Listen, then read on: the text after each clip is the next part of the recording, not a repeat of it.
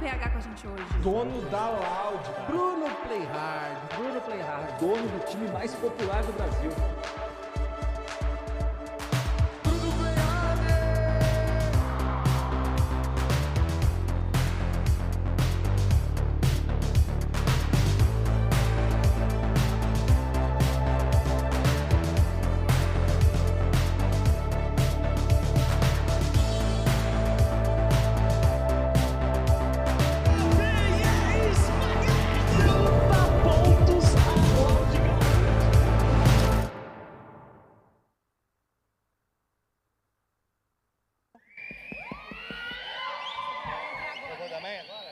Ô! Boa tarde, Campus Party, tudo bem? Não. Boa tarde, tudo bem? Muito obrigado, prazer, meu nome é Ricardo, sou head da Campus Party e vou ter o prazer aqui de fazer esse papo com além dessa referência aí de um assunto que está muito no nosso dia a dia e para receber no palco o nosso convidado, por favor, uma salva de palmas e muito barulho para Bruno Playhard. Seja bem-vindo a Campus Party. Boa tarde, boa tarde. Bom, Playhard, primeiro, obrigado pelo convite em aceitar fazer esse papo com a gente. Acho que você se tornou aí uma figura icônica no mundo de esportes, na produção de conteúdo, mas antes de tudo, o que motivou, qual foi o gatilho para você começar a produzir conteúdo e se tornar hoje aí a referência que você é hoje no mercado de esportes? Cara, obrigado pelo convite, estou muito feliz de estar aqui. Eu não venho muito em Brasília e eu acho uma cidade muito bonita. E aqui o lugar do evento é muito diferente também, né? Então eu já me surpreendi logo assim e achei muito legal. E sobre a pergunta, cara, eu não fazia muita coisa da vida além de ficar na frente do computador, né? Então eu lembro que quando eu tinha ali 13, 14 anos, que foi quando eu comecei a produzir conteúdo, e nem era de games, eu já tive blogs, páginas em redes sociais das antigas, tipo Orkut, MySpace. E eu chegava a passar 10 horas por dia na frente da tela ali do computador. E aí minha família achava que eu tinha algum problema, mas eu gostava muito. Meus amigos eram a maioria ali, pessoal de outra cidade, ali dos grupos de bate-papo, do Tibia, de vários jogos assim muito antigos. E aí comecei a criar conteúdo, passar o tempo. Eu tinha um blog, e nesse blog eu pegava notícias de fora do país, e aí eu tentava traduzir e soltar no meu blog antes dos sites grandes do Brasil falarem sobre aquilo, algumas curiosidades. Eu tinha 14, 15 anos. E aí isso foi me ensinando um pouco como é que é produzir conteúdo, entender as métricas, ter um cronograma.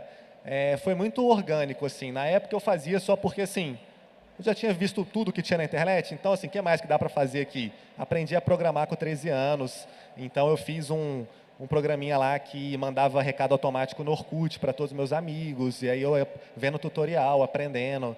Então, era literalmente o tempo ocioso ali, eu tentava fazer coisas legais ali online, né? Basicamente isso. Legal. E o que eu acho interessante é a tecnologia fez parte da sua vida e você se formou dentro desse segmento.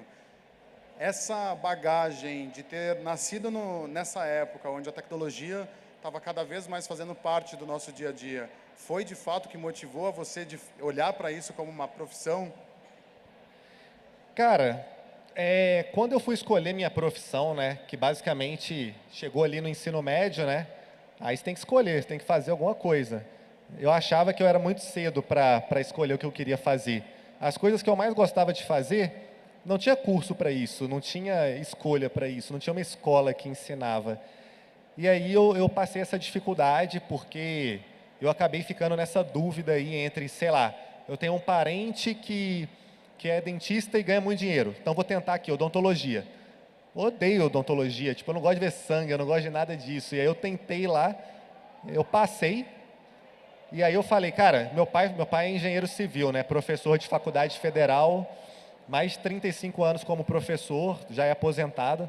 Eu falei, engenharia então deve ser legal, botei lá engenharia elétrica, E o terceiro que eu botei foi ciência da computação, que eu falei, cara, eu queria fazer um jogo. Ciência da computação é massa. Pô, fera, difícil, boa sorte, não sei se você já terminou. Eu demorei para sair de lá. Entrar foi mais fácil do que sair. Aí eu fui fazendo as 3, eu passei nas 3, porque eu peguei aquele primeiro ano de transição do Enem, aí eu passei pelo Enem, passei pelo vestibular em odonto e passei por um vestibular seriado que você fazia no segundo e no terceiro ano na minha faculdade, lá na UFV.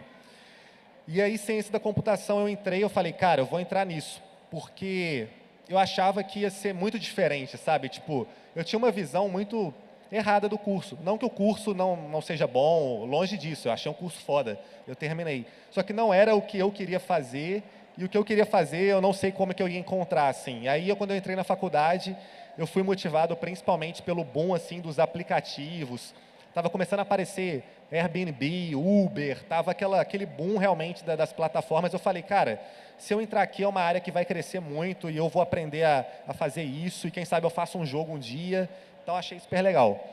E foi mais ou menos por esse caminho aí, algumas coisas que eu aprendi ali, alguns trabalhos que eu fiz lá, mas eu já sabia que eu queria fazer outra coisa, assim. Aí, no meio do curso, meu canal já começou a crescer, eu comecei a ver marketing, marketing digital, não é vender curso, nada assim, mas o marketing dentro da internet. Eu comecei a ver como algo super legal, produção de conteúdo, games. Eu vi que games não precisava de eu fazer um game para trabalhar com isso. Começaram a existir várias outras profissões em torno de games que eu me identificava mais. E aí foi por isso que eu comecei a trabalhar com isso, enquanto eu estava fazendo o meu curso, né? Porque esse é um desafio. Na época, não dava para eu largar tudo e falar, beleza, passei na faculdade, deixa eu largar aqui e fazer vídeo de jogos aqui na internet. Poderia dar tudo errado. Então, eu fui estudando, eu fui fazendo a faculdade, cheguei a fazer um intercâmbio. E em paralelo, ali à noite, nos finais de semana, eu conseguia dedicar um pouco a produzir conteúdo. E aí foi tendo resultado dos dois lados. Depois que eu me formei, já estava com um canal muito grande, uma estrutura muito boa, e eu consegui me dedicar integralmente a isso. Massa. Eu acho curioso, né, como você coloca que você fez as coisas se complementando, né? E isso foi mais tranquilo, porque não sei se todos vocês, mas pelo menos minha mãe falava, sai do videogame e vai estudar, né? Como foi, principalmente no seu âmbito familiar, essa questão de como eles enxergavam toda essa questão de esportes e games que nessa época não tem a referência que se tem hoje? Cara, foi difícil. Eu falei que meu pai, ele era professor da faculdade, né? 35 anos dando aula na faculdade que eu estava estudando. Aí eu lembro que teve um mês que meu canal começou a dar uma grana legal e tal. Tinha veterano meu da faculdade saindo com um salário muito pior do que a grana que eu tinha ganhado no mês. Aí eu pensei, putz, estourei, né? Aí eu fui almoçar com meus pais no final de semana, eu falei, estourei, vou largar a faculdade. Aí, tipo, o olhar que ele olhou para mim naquele momento ali, era uma mistura de, tipo, decepção, com onde foi que eu errei, era alguma coisa assim, cara. E aí eu falei, peraí, meu pai tem experiência, ele sabe das coisas, ele deu certo na vida e tal. Eu acho que é bom, talvez, eu ouvir ele nesse momento e aí ele começou a ter um certo receio com esse conteúdo, né? Porque eu queria largar a faculdade para ir jogar videogame. Tem que entender que é outra geração, é outro tipo de visão, explicar isso é muito difícil, tem que explicar isso com atos e de pouco em pouco. Você tem que ir mostrando como é que funciona, para daí ele comprar a sua ideia. Eu passo por esse dilema aí, direto eu encontro pais assim, pô, você criou aquela tal da Loud, né? Pô, meu filho de 9 anos falou que não quer estudar não, quer jogar Free Fire. Eu falo, pô, não é assim também, né? Tem que explicar que é uma oportunidade, é uma profissão hoje, ser jogador de esportes? Mas não é garantido, não existe uma certeza. Então, não é o mesmo modelo ainda da escola tradicional e você deve ter um plano A e um plano B. Então, eu não larguei a faculdade, meu pai não apoiava no início do meu canal, ele não entendia, não é que ele não apoiava, ele não entendia. Mas hoje, depois de explicar durante anos e mostrando como que funciona, hoje ele é um dos meus maiores fãs, assim, meu pai e minha mãe, eles apoiam super, então com certeza a família hoje apoia. Maravilha. E olhando lá atrás, né, não só tipos de conteúdo, o que você vê, assim, qual é a sensação dessa evolução? Quando você começou, principalmente nessas outras plataformas, Orkut, que hoje em dia só existe na nossa memória, e talvez gerações que veio depois da gente mal usaram o Orkut, como que você vê essa evolução e até o tipo de conteúdo que você produzia lá atrás e produz hoje? Cara, muita coisa não mudou, então muitos conceitos, assim, muitas técnicas que eu aprendi na época do meu blog, ainda são super atuais, assim, desde a otimização de mecanismos de busca. É claro que avançou muito a comunicação, conteúdo cada vez mais imediatista, muda muito o formato, desde a da edição do seu vídeo, o tema que você vai abordar, a duração do vídeo. Então, alguns detalhes mudam, mas você, como produtor de conteúdo, se você quer trabalhar com isso, você precisa de estar antenado em como cada plataforma vai impulsionar o seu trabalho. Você tem que estar on top disso tudo. Eu vejo muita gente que fala, pô, eu quero ser streamer, então vou abrir uma live na Twitch e vou ficar 10 horas por dia aqui fazendo isso. Cara, tem tanta coisa para explorar ali, tem plataformas que você pode abordar de um ângulo diferente, produzir conteúdo de uma forma diferente, pode trazer resultado muito mais rápido, pode crescer a sua pessoa digital ali muito mais rápido. Então, as plataformas aí tem sempre que ficar de olho, cara. Legal. E olhando para o hoje também, assim, é muito fácil falar assim, eu quero ser o Play Hard, né? Porque tá aqui no topo uma referência, mas ninguém viu os tombos que foram no meio desse caminho, né? O que foi assim que você fala, cara, passei por isso, quais foram os grandes desafios que você teve aí nessa jornada? Torcedor da Loud ali, ó, esse é eu fera. eu vi. A Cloud9 não, né, mano? Tem torcedor da Loud aí? Ah lá, ó, top. Valeu, valeu. Ah, que isso, onde é que você arrumou isso aí, velho? Ah, que da hora. Como é que era? Perdi ali. Boa, boa, justo, merecido, né? Uma licença poética. Olhando hoje, é muito fácil olhar esse sucesso todo, essa referência que você é, o que você construiu com a Loud, mas o caminho não deve ter sido fácil. O que foi? Como é que foi essa jornada? Teve vontade de desistir? Parou de fazer sentido em algum momento? Cara, eu sou muito cismado. Quando eu pego para fazer uma coisa, eu quero continuar e eu sou muito cabeça dura. E eu nunca pensei em desistir, porque foi tudo dando muito certo e numa crescente muito grande, assim. Então, pensar em desistir, eu acho que não. E as dores, claro que tem, assim. Eu acho que, assim, pô, tem muita gente que deve ter problemas muito maiores que os meus, mas existe dores que só existe para quem é produtor de conteúdo. Não é fácil você ter sua vida pública, sua imagem exposta na internet todo momento e várias pessoas criticando o seu trabalho de forma pública, de forma direta, de forma pessoal. Isso é como você fazer um paralelo, sei lá, se trabalhar num escritório, você chegar todo dia no trabalho e todo mundo que está ali ficar apontando na sua cara e falando que você é ruim, que você tem defeitos. Isso pesa muito no longo prazo, isso machuca muito. Eu não sofri tanto com isso, igual eu vejo alguns colegas aí de trabalho na internet sofrendo, mas às vezes atrapalha sim, cara.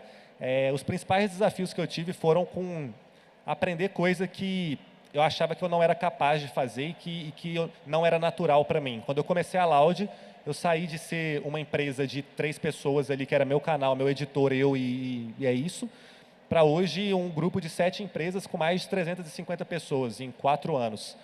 E aí você ter responsabilidade sobre isso, você saber operar isso, é algo que eu não tinha na minha bagagem, que eu não aprendi desde a época que eu fazia blogs e tudo mais. Então eu tive que me desafiar muito e isso traz uma ansiedade, traz uma pressão psicológica muito grande. Tem muito mais gente que está sendo impactada pelo que você faz. Não é só você contra você mesmo. Eu acho que esse foi o maior desafio. Maravilha. Você é produtor de conteúdo, você é empreendedor. O que mais que o Play Hard tem na manga aí que você vai começar fazendo nos próximos, em breve? Cara, eu falo que eu gosto de trabalhar com internet, né? Então, eu produzi conteúdo, eu fiz empresas, projetos da internet, para a internet, e eu sempre gostei muito. Eu lembro, tipo, cara, a primeira vez que eu me conectava na internet de escada e conseguia falar com os meus amigos, jogar alguma coisa em LAN ali, já brilhava muito o meu olho, assim. Então, daqui para frente, tudo que envolve isso, a gente realmente não consegue nem dizer o que vai acontecer. Se você me parasse 4 anos atrás e falasse, você vai ser dono de uma organização de esportes, eu falava, cara, impossível, eu sou horrível nos jogos, eu não sou, tipo, o melhor do Brasil, o melhor do mundo. Se você comparar, eu sou muito abaixo disso. Mas algumas coisas funcionaram e os planetas se alinharam para eu fazer isso, né? Hoje, os meus focos principais são as empresas e eu também produzo conteúdo ainda porque, cara, eu preciso de estar por dentro do que está acontecendo para falar com propriedade, para participar, para ter o que realmente os outros diretores da minha empresa não têm, que é essa bagagem de ser realmente nativo do digital, da internet, dos games e passar isso para eles, que são caras muito mais ali corporativos da empresa e que ajudam nos processos e as coisas acontecerem, sabe? Legal. E olhando isso, né? Você produz conteúdo e você é um empreendedor. O que puxou o quê? E além do mais, e é uma pergunta até que está fora aqui do meu script, mas que eu vou fazer. Você enquanto... Como que é essa questão de você não perder a sua essência e não virar uma marca, simplesmente um produto de números na internet? Qual é essa relação que você tem com essa exposição toda e as marcas olharem para você, Playhard, vamos fazer uma ação específica e você simplesmente falar, beleza, mas eu não sou só um número, não sou só uma pessoa que vou movimentar milhões ali. Como que é essa relação? Cara, quando eu deixei de ser um produtor de conteúdo só, era muito por essa inquietude que eu sempre tive de, o que eu posso fazer depois? O que é o próximo passo? Daqui eu faço o quê? Então, sempre que eu estava vendo alguma novidade, eu falava, como é que eu entro nisso? O que eu posso fazer de legal? Quando eu vi a oportunidade de fazer uma empresa, um time, uma agência, o que quer que seja, eu falei assim, cara, eu posso deixar um legado aqui, eu posso usar tudo que eu aprendi sozinho, passar para mais pessoas, escalar isso, fazer algo que é muito maior do que eu posso ser sozinho na internet. E isso foi uma descida assim, do pedestal muito grande, muito contra a maré também, de que todo mundo quer cada vez ser mais famoso, ganhar mais dinheiro. Eu falei, não, cara, eu quero reinvestir, eu quero investir no cenário, eu quero crescer. Óbvio, lá na frente eu quero ganhar muito dinheiro, se eu vender isso um dia, se a empresa trouxer investidores. Mas no momento ali eu via que tinha uma outra jogada muito mais inteligente. As pessoas às vezes correm atrás desse imediatismo na internet sem entender que o comportamento das pessoas vai mudar. Às vezes chega uma nova febre na internet, um novo influenciador. Isso tudo você pode ser deixado para trás. É muito difícil você se reinventar contra os algoritmos. Mas quando você utiliza tudo que você sabe, realmente seu conhecimento, que é o que vale mais, para construir algo mais duradouro e mais seguro, daí eu acho que para mim é o jeito certo, assim, e foi isso que deu muito certo. Eu tentei fazer uma empresa parecida com a Loud, que era um time de Fortnite, junto com um amigo meu aí, o Flakes, e deu tudo errado, porque a gente não sabia fazer empresa, assim. Foi legal, tinha muito seguidor, a gente fazia conteúdo, tinha uns meninos legais que competiam bem, assim, no cenário, só que não virou uma Loud. Faltava bagagem, faltava expertise em outras áreas. E aí, quando eu tentei pela segunda vez fazer, daí deu mais certo. Aí, hoje em dia, está encaminhando assim. E sobre ser produto para marcas, é muito fácil se perder nesse segmento. Você recebe muitas propostas, você recebe... É muito tentador você querer ganhar dinheiro fácil, você querer abdicar de alguns valores e tudo mais. E eu acho que a pessoa que está trabalhando do jeito certo e que está realmente pensando aquilo para 10 anos, ela não vai se importar tanto com agora. Então, eu acho que esse é um erro que, às vezes, o pessoal tem e inverte esses valores e, no futuro, acaba pagando um preço caro. Legal, maravilha. Falando de Loud, vamos ver um vídeo da Loud? Vamos. Pode dar o play aí, pessoal, pra gente, por favor. O que é ser Loud? Não é apenas hype, tudo é um amor. Uma família que está contigo, independente do que for. Tanto em momentos felizes como em momentos de dor. Peito arde, o sangue vibra no lado de cada torcedor. Profunda, mais do que uma org que não se afunda. Ter vocês conosco é muito mais do que uma ajuda. E o que é ser Loud? O que é ser Loud é ter raça no coração. Focado no sonho, esquecer na distração. Sei que no seu passado você pediu oportunidade. E daqui pra frente, você descobre o que é ser Loud. Sejam bem-vindos oficialmente à baguncinha!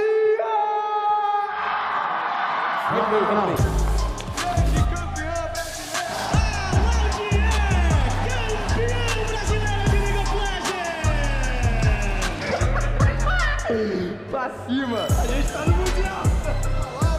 Campeão do mundo, campeão do Champions! Muito obrigado para toda a comunidade brasileira. Já não esperava nem um segundo. Teve o terceiro. Céu! Pronto! Robô! Chinos! O vencedor é Loud! Of Esports Team of the Year is Loud from Valorant! Nós somos laudável! Sim! Caraca! Receba!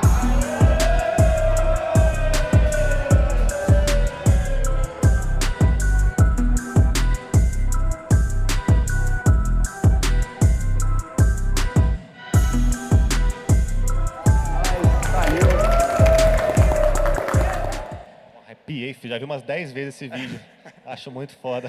O que passa na cabeça quando vê essa linha do tempo? Ah, tô de boa, posso aposentar já, que eu já realizei, assim, o que eu acho que eu conseguia fazer. Eu sempre penso isso, assim, eu falo, pô, não tem como melhorar, sabe? Eu sou muito grato por tudo que está acontecendo, mas sempre que eu penso isso, tipo, pô, continua fazendo, as coisas acabam acontecendo melhor, assim. Eu acho que é muita consistência, sabe?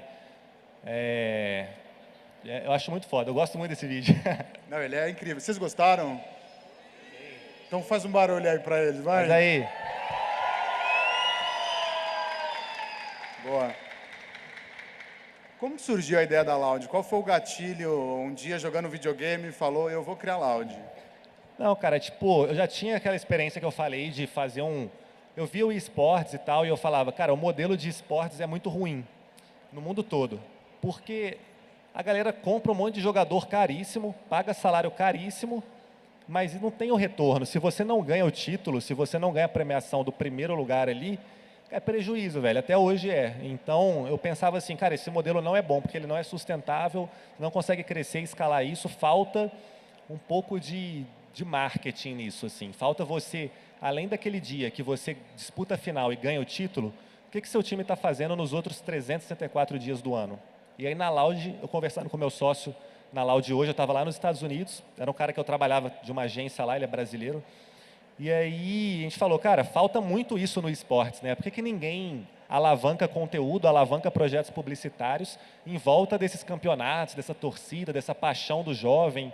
As marcas querem isso, eles querem rejuvenescer a audiência deles, eles querem que o público que está aqui, que é o público digitalmente nativo, que é o cara que está ali conectado, venha para a marca dele. Por que ninguém faz essa ponte? Coloca um logo na camisa ali e fala, pô, é isso. Então eu vi que tinha uma brecha ali que dava para entrar.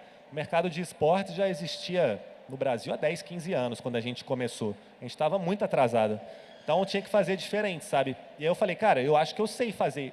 Essa parte que está faltando, eu acho que eu sei. A outra parte, eu não faço ideia. Aí ele falou, cara, vamos aprender junto, eu ajudo aqui na outra parte.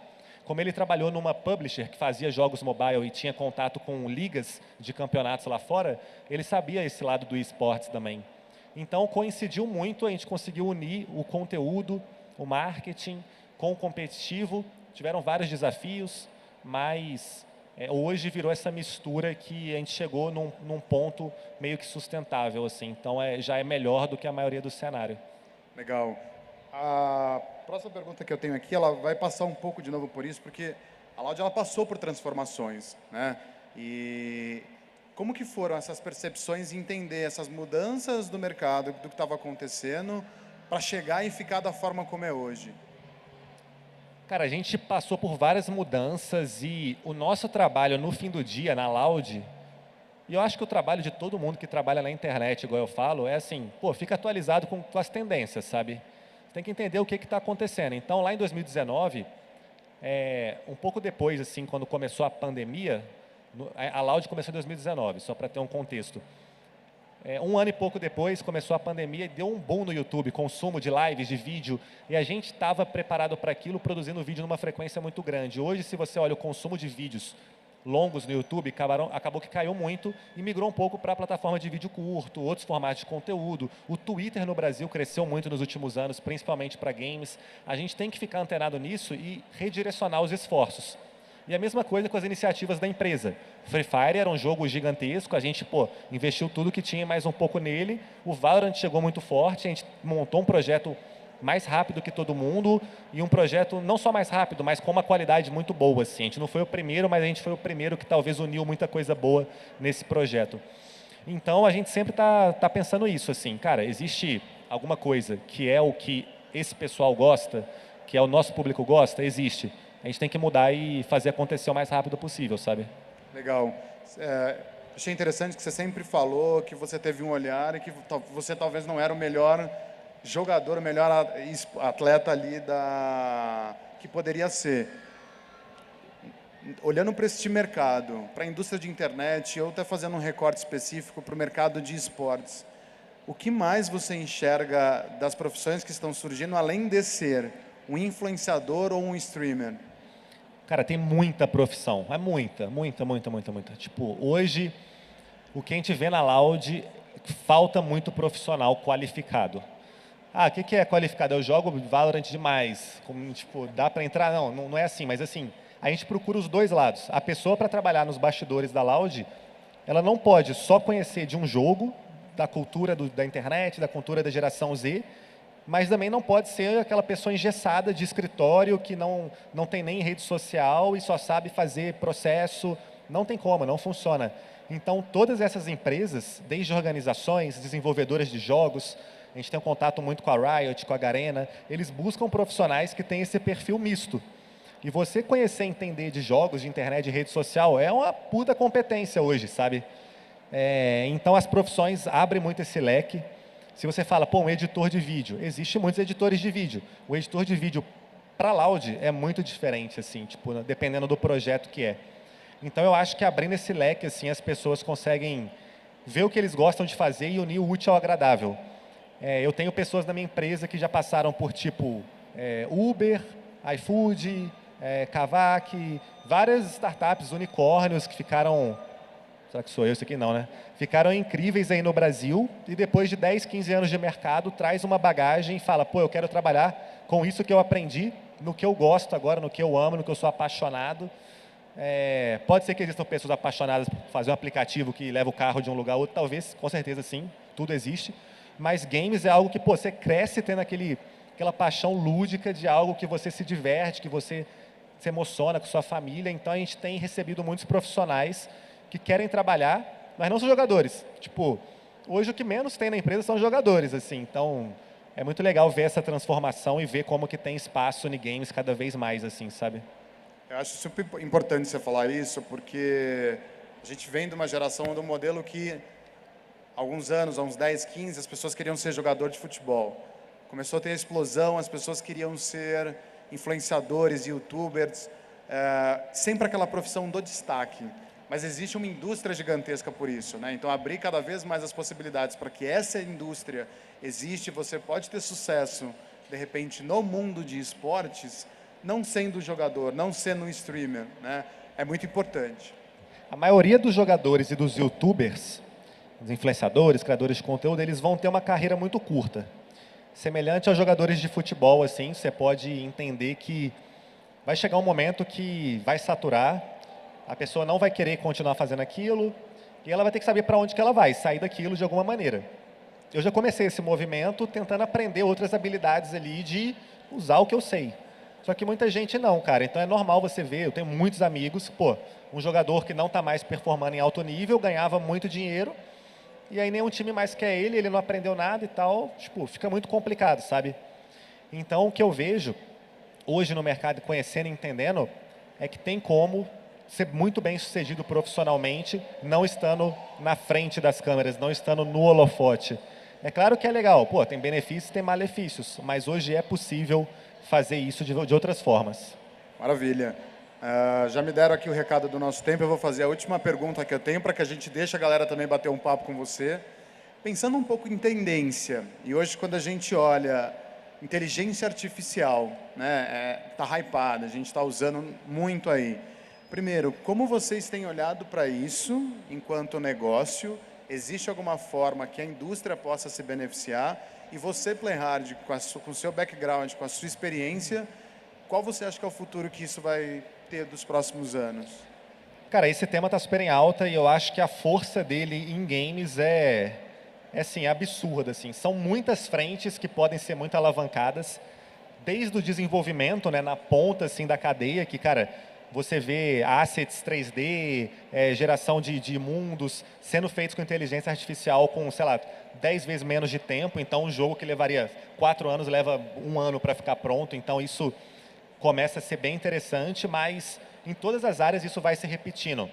Hoje, se você olha na parte competitiva, a inteligência artificial na Loud, ela já ajuda a gente a entender comportamento de outros times que a gente vai enfrentar, o que eles gostam de fazer durante a partida, quais são os personagens que eles mais usam. A gente consegue aprender muito com o que acontece graças às APIs que os jogos fornecem para a gente estar mapeando e alimentando desses dados, e a gente consegue melhorar e evoluir com o uso disso.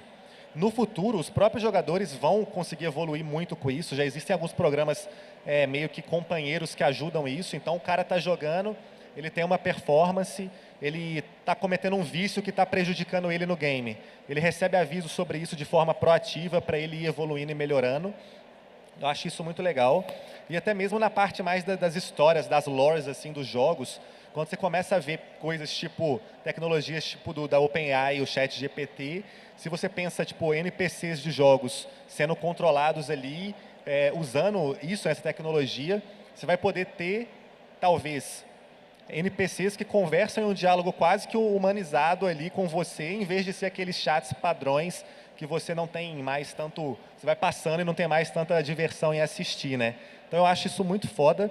Também acho em games que o jogo pode, com inteligência artificial, começar a aprender com o estilo que você joga e melhorar o nível. Então o seu oponente, o computador, vai melhorando baseado no que você joga. Ele vai aprendendo com você e vai ficando mais difícil. Então você tem um nível de dificuldade quase que infinito ali, para o jogo não se tornar chato, né? E você cansar, enjoar, porque você já é muito bom para jogar contra o computador. Então, assim, eu acho a inteligência artificial muito legal. Como empresa, a gente já tem algumas empresas do grupo utilizando isso em várias frentes. Cara, desde coisas pequenas como uma apresentação comercial, o tempo que demorava para ela ficar pronta, os assets, a gente esboçar como é que uma gravação, o ângulo de gravar uma parte de um vídeo de anúncio da Loud ia ser. Com a inteligência artificial, a gente consegue gerar essa imagem de uma forma muito mais rápida, até mesmo investindo em pequenos squads de 3, 4 desenvolvedores que estão com uma ideia legal relacionando games e inteligência artificial, para que a gente consiga, talvez, transformar isso em mais uma empresa do grupo.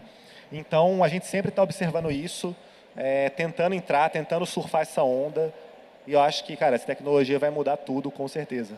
Maravilha. Antes de passar para o pessoal, tem alguém que quer fazer pergunta? Legal, temos algumas. Boa.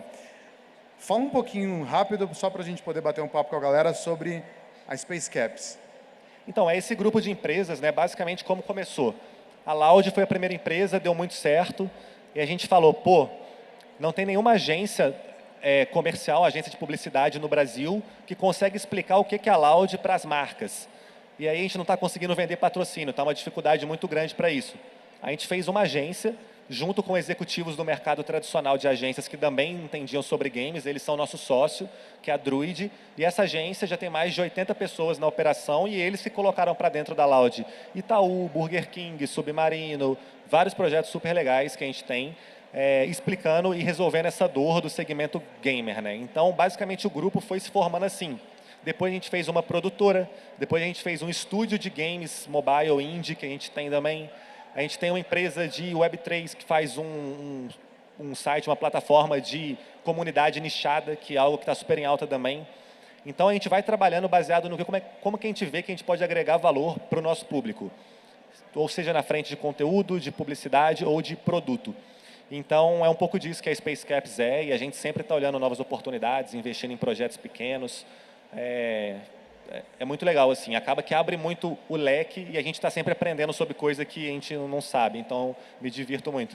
Legal, parabéns. Obrigado. Vamos às perguntas. Aqui, ó, por favor. E aí? Boa tarde. Hoje eu sei que você investe fortemente em empresas da Web3, porque eu trabalhei na Drawpool e fiz parte do desenvolvimento da landing page do Gunstars e do Loud Club. Então, eu queria saber qual a sua visão, como você acha que a Web3 vai poder favorecer a Loud e os fãs? Cara, a Web3, não quando chegou, né, que chegou há muito tempo, mas assim, quando popularizou o termo e o mercado, para mim, resolver um problema muito grande dos jogadores, né? A gente, como jogador, sempre... Cara, o problema mais base de todos, você joga um game, você passa 10 anos ali comprando skin, evoluindo, juntando um monte de coisa, você para de jogar, tem um HB20 na sua conta ali em preço e não serve para nada, né? Então, pô, seria legal se eu pudesse vender, igual eu tenho um tênis, eu pudesse vender aquilo, mandar para um amigo, se eu fosse dono realmente daquilo que eu conquistei, se eu fosse o líder ali da minha jornada. E isso, para mim, se mantém. Esse problema ainda precisa ser resolvido, a tecnologia tem muito valor, ela foi atrasada há uns 5 anos aí com essa virada que deu no mercado agora, de vários golpes que rolaram lá no exterior e até aqui no Brasil. Então, essa palavra gerou um preconceito muito grande, mas eu acho que seja blockchain, a tecnologia em si, ou seja algum outro problema que possa resolver essas dores, transparência, transações mais seguras, propriedades digitais, a potencial de você ter a propriedade digital, eu acho que vai dar certo. Eventualmente, todos os jogos vão utilizar. Pode ser que ele não fale que está usando o Web3, pode ser que ninguém saiba, mas ele vai usar alguma coisa para resolver isso no futuro. E muito legal, pô, que você trabalhou lá com a gente. Qual que é o seu nome mesmo? Marcos, show, pô. Legal. Maravilha. Próxima, onde está? Ajudem a gente aqui. Vou fazer uma aqui, depois a gente volta para cá. Opa, Bruno, tudo bom? Opa. Beleza, a gente é rival lá, sou da Netshoes Mine, a gente já se rival, pô. Já se enfrentando no CBLOL, LBFF. E aí eu acho que um desafio que é importante a gente trazer, e eu quero entender com o que a Loud está trabalhando, é a aproximação do seu público depois da pandemia, porque a gente viveu o boom do online, foi bacana vocês, e nós crescemos exponencialmente, mas e agora que a vida está acontecendo aqui mesmo, você está lotando uma plateia, qual que é a aproximação da Loud com o público fora do online? O que vocês pretendem fazer com seus fãs? Legal. Qual que é o seu nome mesmo? Marcelo Fadu. Marcelo. Cara, tipo, isso pra gente se tornou prioridade depois da pandemia, porque ter esse contato vai construir uma cultura muito forte de esportes no Brasil, na minha opinião. Você consegue ver isso na construção de esportes como futebol, como basquete nos Estados Unidos. Esse comportamento de o pessoal ir, se juntar e ter isso como rotina, gera uma paixão que talvez seja muito difícil de conseguir só pela internet. Então, a gente está ativando muito esse ano. A gente está fazendo várias watch parties no Brasil, principalmente em São Paulo, região sudeste, mas estamos querendo explorar para fora de lá também. Participando de eventos, a BGS ano passado a gente conseguiu colocar um pezinho. Para a gente, como uma empresa pequena, ainda é um pouco difícil estar nos eventos assim, mas a gente quer continuar expandindo. E principalmente em eventos presenciais, que a gente pega a alavancagem dos torneios de ligas profissionais, né? Então, no Lock-in, lá em São Paulo, era o Ibirapuera lotado na final para assistir a Loud e a gente aproveitando esses momentos para ter essa conexão com o público. Eu acho que isso é um trabalho constante. Assim como a Loud tentou ativar de forma constante no digital, eu acho que no físico você não pode só esperar acontecer o campeonato para ver a cara do seu público. E às vezes o seu público tem um desafio muito diferente do público de outra org ou de um time de futebol tradicional. Seja o ticket médio do cara ali, como é que é o poder financeiro dele, a região, aonde que ele está. Eu sei que o público da Loud hoje, cara, uma concentração absurda no norte e do nordeste. Como é que eu trago esse eixo mais para se aproximar para onde que a empresa fica ali em São Paulo, né? Então, é um dos focos da empresa. A gente vai tentar cada vez mais estar em eventos espalhado assim, próximo ao público. E é um dos motivos pelo que eu estou aqui também. Então, muito legal. Boa. Temos tempos para mais 2 perguntas. Vamos fazer uma aqui e uma... Exato. Esse aqui, ó. E uma lá no fundo, e aí eu deixo para os meus amigos aqui ajudarem que a gente vai fazer. Manda lá.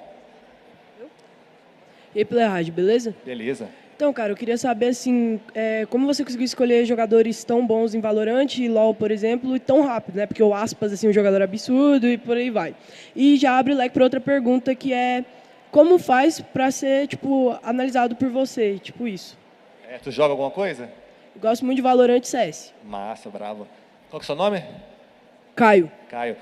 Pô, assim, a gente não foi tão rápido assim, a gente entrou no CBLOL e a gente perdeu muito feio nos primeiros anos, a gente tinha alguns jogadores bons, só que não é só sobre ter jogadores bons. Você precisa ter um processo, existe, não é só talento. Se você juntar os 5 melhores jogadores de Valorant tecnicamente, não vai dar um time bom. Se pegar os 5 que tem a melhor mira ali, não vai ser o melhor time. Impossível de ganhar um campeonato.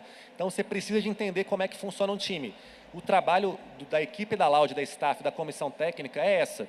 Qual que é o melhor jogador que a gente tem no momento para entrar nesse time, que não seja um custo que vai fazer a empresa ficar no vermelho, então tem que ser sustentável de alguma forma, e que o papel desse jogador vai ser cumprido no time. Pô, se você sabe que tem um time com uns caras tipo Kaonzin, Twiz, Aspas, com a mira absurda, talvez você possa pegar um IGL que tem mais uma visão, uma cabeça assim, para ele conseguir controlar esses moleques e ensinar muita coisa. Então eu acho que, cara, existem vários talentos no game ali. Tentar buscar só ser o melhor tecnicamente não vai te colocar num time. A gente vê essa mudança muito drástica no cenário. E normalmente, cara, a gente já pegou jogadores desde fila ranqueada. Então, literalmente, o cara está no topo da ranqueada, a gente está olhando esse cara, então pode ser um caminho. Às vezes rola de jogadores que estão em times Tier 3, Tier 2, a gente observa se ele está se destacando, pode ser um alvo da Loud e de estar entrando na line. E é basicamente esses 2 formatos principais. Boa. Maravilha. Uma pergunta lá no fundo, ó. Nosso amigo de óculos, lá no fundo com a garrafa na mão. E aí, Bruno, beleza? Beleza. Cara, você viu que recentemente o CS passou por uma grande atualização, né? Lançando a Source 2. E agora o futuro tá estourado. E aí eu quero saber se a Loud tem pretensão de vir pro CS também. E é isso, porque o CS já Só foi isso que uma... você quer saber, né? Porque o CS brasileiro já foi uma potência muito grande aqui para nós, principalmente dentro dos esportes de gamer. E aí eu quero saber se a Loud tem vontade e se é um plano futuro ir pro CS. Legal. Qual é o seu nome? João Lucas. João, tipo, cara, óbvio que é uma vontade da Loud estar no CS. É um dos maiores esportes do Brasil hoje.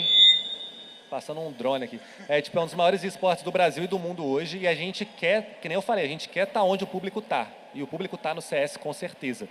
Porém, montar um time do CS de uma maneira errada pode matar uma empresa, assim. Tipo, jogadores de CS são jogadores mais caros do cenário, desde multa para tirar um cara bom do time e colocar no seu time, salário, estrutura. Os times têm que treinar Estados Unidos e Europa, isso é muito complicado. Então a gente está estudando se existe uma maneira Loud.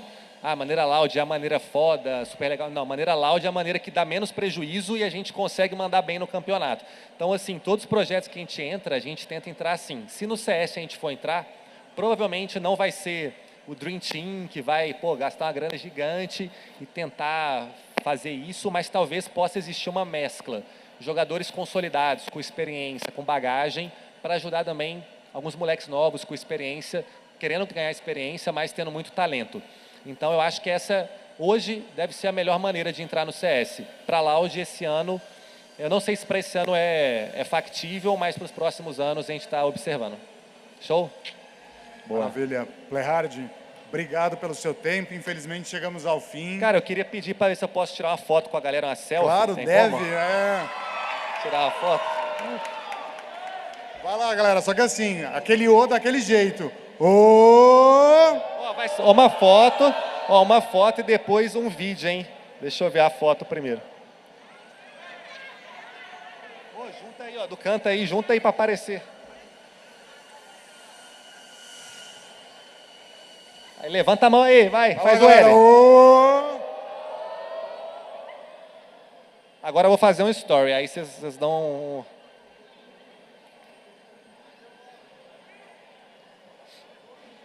A galera da Campus Party. Da hora. Boa. Valeu, uma salva de palmas para Playhard, pessoal. Valeu, gente. Obrigado. Show. Último aviso. Playhard dedicou um tempo aqui, ele vai tirar umas fotos ali com a galera. Ah, vai ter um meet and greet agora, meet né? And greet. Show. Só, né, quem for interessado, pega a fila, tem um limite ali que o time vai controlar. Obrigado, pessoal. Valeu, Playhard. Aê, pô. Se eu tirar aqui, os caras vão ficar putos.